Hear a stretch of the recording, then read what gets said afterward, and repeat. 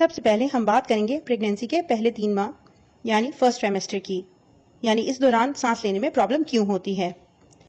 हमारी बॉडी में एक हार्मोन प्रोड्यूस होता है जिसे प्रोजेस्टेरॉन कहते हैं, जिसकी क्वांटिटी प्रेगनेंसी में बढ़ जाती है। इसकी वजह से सांस लेने की रफ्तार बढ़ जाती है और बच्चे को ऑक्सीजन और ब्लड अच्छी तरीके से पहुंच सकता है और नॉर्मली यह प्रेगनेंसी में होता है।